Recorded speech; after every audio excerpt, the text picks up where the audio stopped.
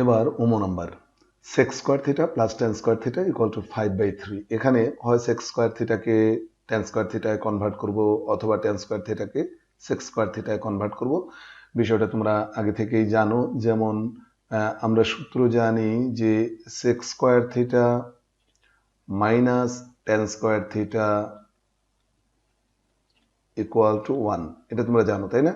তো এটা যদি আমি sec স্কয়ার থিটাটা বাম পাশে রেখে দেই, sec স্কয়ার থিটা বাম পাশে যদি এটা রেখে দেই আর tan স্কয়ার থিটাকে যদি আমি ডানে নিয়ে যাই, তো ডানে তো 1 আছে, এই যে প্লাস tan স্কয়ার থিটা, তাহলে sec স্কয়ার থিটাকে আমি লিখতে পারি 1 প্লাস tan স্কয়ার থিটা। তাহলে sec স্কয়ার থিটা এখান থেকে চলে যাবে, হবে 1 প্লাস tan স্কয়ার থিটা, আর এই আছে একটা tan স্কয়ার থিটা, তাহলে সব tan এ কনভার্ট হয়ে যাবে। আবার আমরা tan কে রিপ্লেস করে এখানে sec নিয়ে আসতে পারি কিভাবে? ধরো tan স্কয়ার থিটা ও পাশে গেল, এই যে এখান থেকে এই সূত্র থেকে ডান পাশে tan স্কয়ার থিটা নাও আর 1 টা পাশে আনো, তাহলে sec square theta minus 1 equal to tan square theta. তার মানে tan স্কয়ার থিটার পরিবর্তে আমি লিখতে পারবো sec স্কয়ার থিটা মাইনাস 1।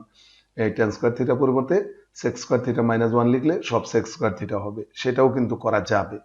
তো আমরা আপাতত এটা করছি যে sec স্কয়ার থিটাকে কনভার্ট করে আমরা কি করব, 1 প্লাস tan স্কয়ার থিটা লিখব। ওকে, হ্যাঁ 1 প্লাস tan স্কয়ার থিটা লিখে নেই sec স্কয়ার থিটার পরিবর্তে। তো প্রথম লাইনটাই আমাদের আসছে sec স্কয়ার থিটার পরিবর্তে 1 plus tan square theta, sec square থিটার পরিবর্তে 1 প্লাস tan স্কয়ার থিটা, আর এখানে আছে tan স্কয়ার থিটা, আগে থেকেই আছে tan স্কয়ার থিটা, সেটা থাকলো। আর ডান পক্ষে কি আছে, 5/3। ওকে, প্রথম লাইনটা আমাদের হয়ে গেল। এবার দ্বিতীয় লাইনটা করি। লক্ষ্য করো যে এখানে 1 আছে, এই 1 সংখ্যা এটা আমরা ডান পাশে নেব, আর এদিকে tan square theta plus tan square theta মানে 2 tan স্কয়ার থিটা, কিন্তু 2 tan স্কয়ার থিটা। আর ও পাশে 5/3 এটা আগে লিখে নিয়ে তারপরে এই যে বাম পাশের যে 1 ছিল এটা ডান পাশে নিচ্ছি, -1। ওকে, এবার আমরা পরবর্তী লাইনে যাচ্ছি।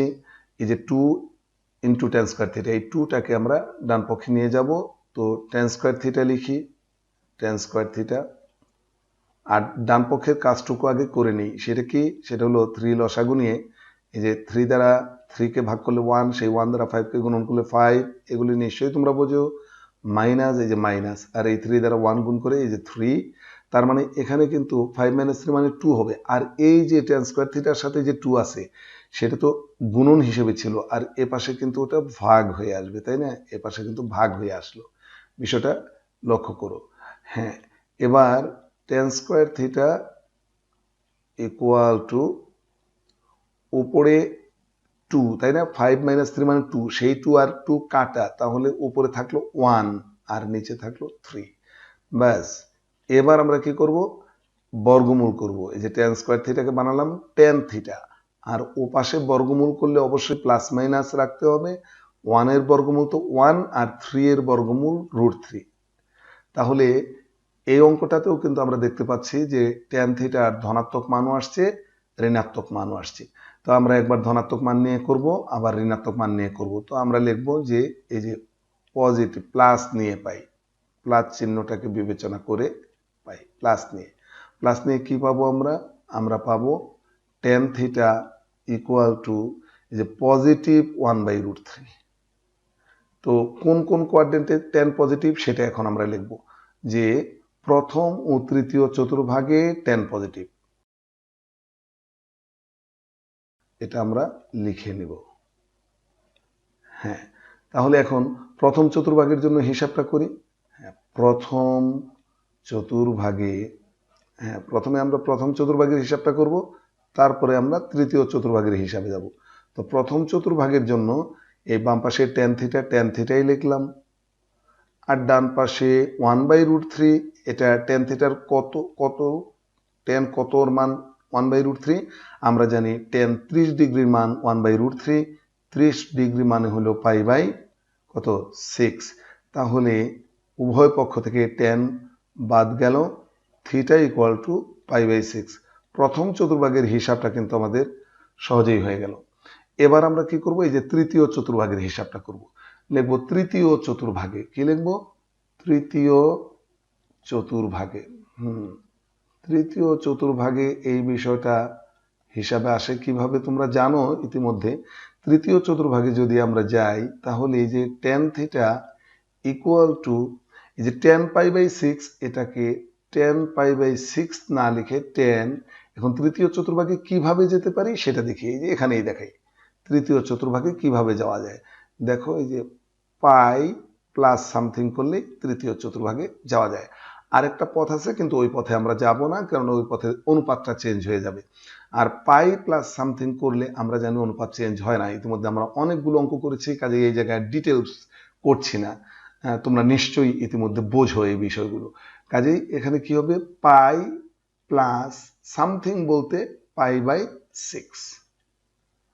ওকে, এবার থিটা আর থিটা উভয় পাশ থেকে যদি বাদ দিয়ে দিই তাহলে সরি থিটা থিটা নয় tan এবং tan যদি বাদ দিয়ে দিই তাহলে থিটা ইকুয়াল টু কি থাকে 6π প্লাস পাই, তার মানে 7π/6, 7π/6। বাস, এই যে তৃতীয় চতুর্ভাগের হিসাবটাও কিন্তু আমাদের হয়ে গেল। তার মানে পজিটিভ মান নিয়ে tan থিটার পজিটিভ মান নিয়ে যে দুটি মান আসার কথা থিটা এর, সেই দুটি মান কিন্তু আমরা পেয়ে গেছি। এবার আমরা নেগেটিভ মান নিয়ে করব, যে ঋণাত্মক মান নিয়ে পাই, যে মাইনাস নিয়ে পাই, মাইনাস নিয়ে। তো মাইনাস নিয়ে প্রথমেই আমরা কি লিখবো, tan থিটা ইকুয়াল টু -1/√3, তাই লিখবো তাই না? তো -1/√3, তো এটাকে আমরা লিখতে পারি -tan 30 ডিগ্রি, মানে π/6, tan π/6। এই যে মাইনাসটা কোন কোন চতুর্ভাগে tan ঋণাত্মক ইতিমধ্যে আমরা জানি এগুলি। হ্যাঁ, তো দ্বিতীয় এবং চতুর্থ চতুর্ভাগে tan থিটা ঋণাত্মক, সেটা আমরা অবশ্যই উল্লেখ করে দেব যে দ্বিতীয় ও চতুর্থ চতুর্ভাগে tan থিটা ঋণাত্মক। তাহলে দ্বিতীয় চতুর্ভাগের বিষয়টা কি দাঁড়ায়, দ্বিতীয় চতুর্ভাগে বিষয়টা কি দাঁড়ায়, tan থিটা ইকুয়াল টু, এই যে ঋণাত্মক চিহ্নের জন্যই তো দ্বিতীয় চতুর্ভাগে যাচ্ছি, কাজে এই মাইনাস চিহ্নটা আর দিব না, এখানে ট্যানই লিখবো। আর দ্বিতীয় চতুর্ভাগে আমরা কোন পথে যেতে পারি, লক্ষ্য করো যে আমরা 90 অর্থাৎ এক সমকোণ π/2 প্লাস সামথিং এই পথে যেতে পারি, কিন্তু এই পথে যাব না। π/2 প্লাস সামথিং বলতে π/6, এই পথে আমরা যাব না। কেন, π/2 এর সাথে 1 বিজোড় গুণিতক, তাহলে tan কট হয়ে যাবে, তখন আমরা উভয় পাশ থেকে tan বাদ দিতে পারবো না, কাজে এই পথে যাব না। আমরা দ্বিতীয় চতুর্ভাগে যাওয়ার আরেকটা যে পথ আছে সেটা হলো পাই মাইনাস সামথিং, এই পথে আমরা যাব, পাই মাইনাস সামথিং। তাহলে এখানে লিখবো পাই মাইনাস সামথিং বলতে ওই যে π/6। এবার কিন্তু আমরা উভয় পাশ থেকে tan যদি বাদ দিই, এখানে কিন্তু থিটা বাদ পড়েছে, উভয় পক্ষ থেকে যদি আমরা tan বাদ দিই তাহলে কি থাকে, থিটা ইকুয়াল টু, এই যে বাম পাশে থাকে থিটা, শুধু থিটা, tan বাদ গেলে ইকুয়াল টু, এই যে ডান পাশ থেকে tan বাদ গেলে 6π - π, তার মানে 5π/6 এটা থাকে। তাহলে আমরা দ্বিতীয় চতুর্ভাগের জন্য থিটা এর মান পেয়ে গেলাম। এবার চতুর্থ চতুর্ভাগের জন্য আমরা এই বিষয়টা হিসাব করব। চতুর্থ চতুর্ভাগে বিষয়টা কি দাঁড়ায়, tan থিটা ইকুয়াল টু, এখন চতুর্থ চতুর্ভাগে কিভাবে যেতে পারি, এই যে tan লিখলাম, চতুর্থ চতুর্ভাগে যেতে পারি দুই ভাবের যে কোনো এক ভাবে, এই যে টোয়াইস পাই মাইনাস সামথিং, এভাবেই পারফেক্ট। এটা আমরা ইতিমধ্যে দেখেছি, অন্য কোনো পথ আমাদের বিবেচনা করার দরকার নেই। সেটা হলো টোয়াইস পাই মাইনাস π/6। এগুলি আমি আশা করি যে তোমাদের ইতিমধ্যে হ্যাবজ হয়ে গেছে। সো এবার উভয় পক্ষ থেকে যদি আমরা tan এবং tan ক্যান্সেল করে দেই তাহলে থিটা ইকুয়াল টু কি থাকে দেখো, এদিকে যদি 6 নেই লসাগু, তাহলে 3 দুগুণে 6 বিয়োগ 1, 3 দুগুণে 6 নয়, 6 দুগুণে 12 বিয়োগ 1, তার মানে 11π/6। তাহলে দেখো আমরা ধনাত্মক মান নিয়ে, এই যে tan থিটার ধনাত্মক মান নিয়ে থিটা এর দুটি মান পেয়েছি। একটা পেয়েছি থিটা ইকুয়াল টু π/6, আর একটা পেয়েছি থিটা ইকুয়াল টু 7π/6। আবার ঋণাত্মক মান নিয়ে থিটার দুটি মান পেয়েছি। একটা মান পেয়েছি দ্বিতীয় চতুর্ভাগে, সেটা হলো থিটা ইকুয়াল টু 5π/6। চতুর্থ চতুর্ভাগে সর্বশেষে আমরা আরেকটা মান পেয়েছি, সেটা হলো থিটা ইকুয়াল টু 11π/6। অতএব প্রদত্ত ব্যবধির মধ্যে নির্ণেয় সমাধান, এ কথাটা আমরা লিখব থিটা ইকুয়াল টু, একটা আছে π/6, আমরা ছোট থেকে বড়র দিকে লিখব।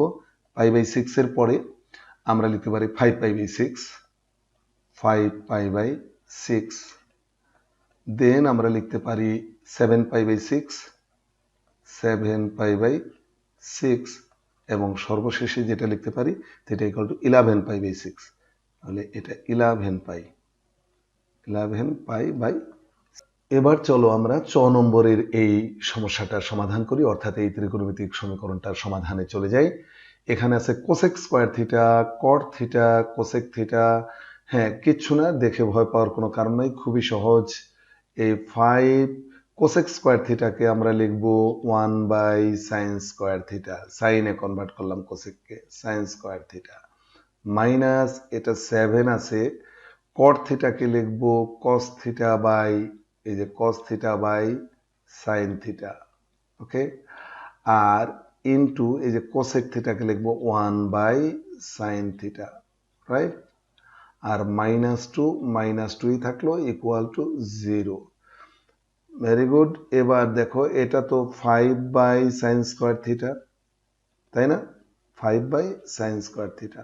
আর মাইনাস ডান, এখানে কি আছে মাইনাসের পর, দেখো উপরে হবে 7 cos theta, 7 cos theta, 7 cos theta by sine square theta, লক্ষ্য করো sine square theta, -2 equal to 0। এবার যদি আমরা সাইন স্কোয়ার থিটা লসাগু করি, এই যে সাইন স্কোয়ার থিটা, তাহলে কি হয়, এখানে হয় 5 মাইনাস 7 cos থিটা, লক্ষ্য করো 7 cos থিটা, মাইনাস এই 2 দ্বারা সাইন স্কোয়ার থিটা গুণ করলে 2 সাইন স্কোয়ার থিটা, হ্যাঁ এখানে কিন্তু অবশ্যই 2 থাকবে, equal to 0।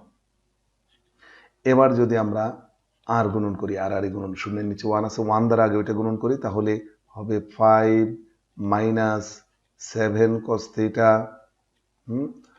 Minus 2 sign square theta equal to 0 দ্বারা এটা গুণন করলে 0। এবার লক্ষ্য করো, আমরা যদি স্কোয়ারওয়ালা রাশিটা আগে লিখি তাহলে -2, আর এই যে সাইন স্কোয়ার থিটাকে লিখি 1 মাইনাস কস স্কোয়ার থিটা। কেন আমরা এটাকে ভাঙালাম? কারণ এখানে আছে কস থিটা, সবই কজ অনুপাতে নিয়ে নিলাম। -7 cos theta plus 5 equal to 0।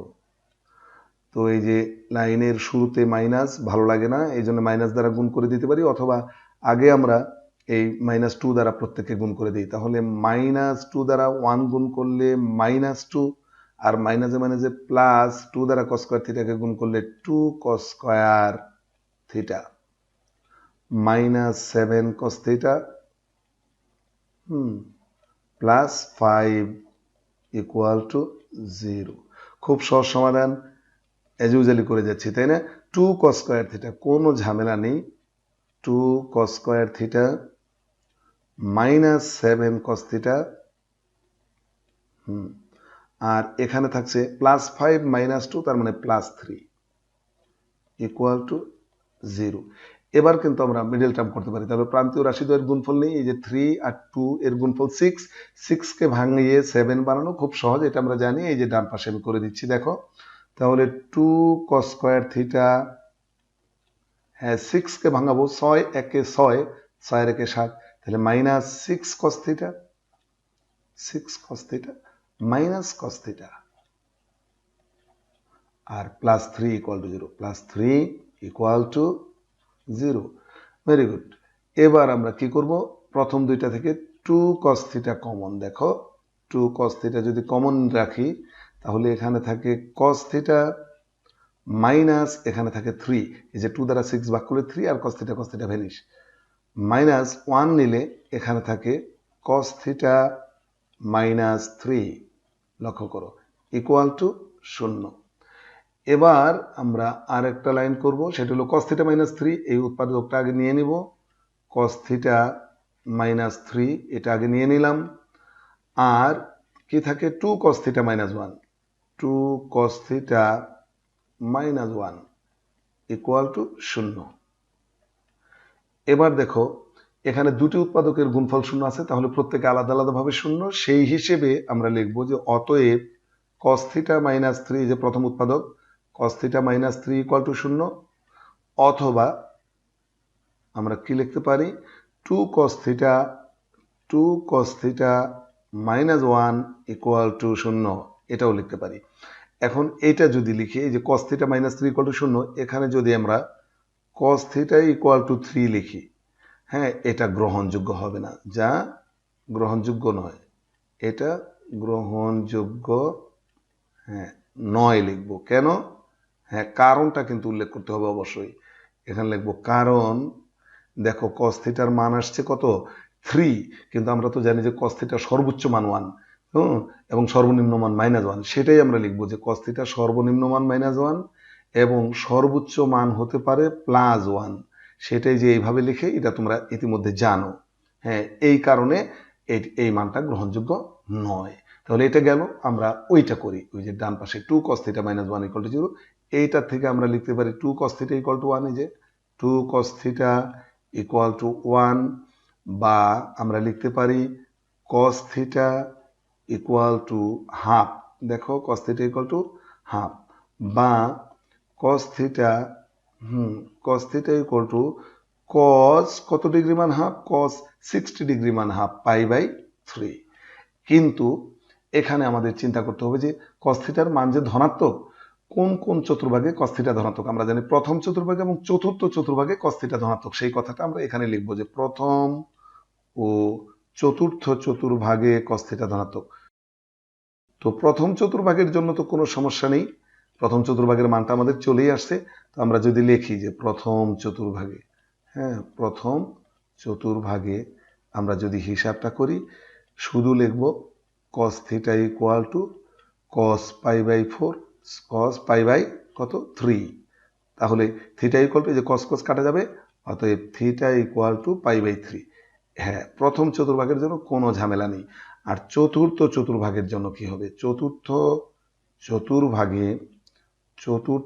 চতুর্ভাগে এই বিষয়টা কি আসবে?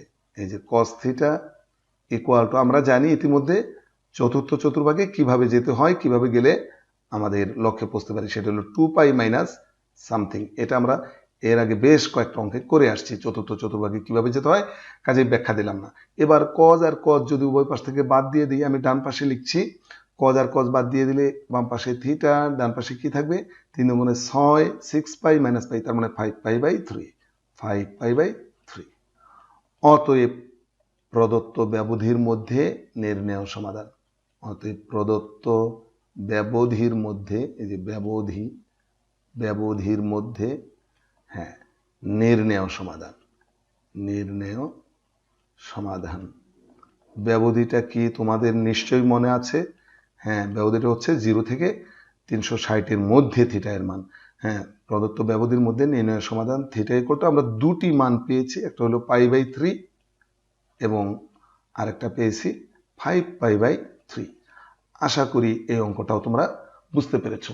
বেশি বেশি প্র্যাকটিস করো এবং অঙ্কগুলো তোমার নিয়ন্ত্রণের মধ্যে নিয়ে নাও।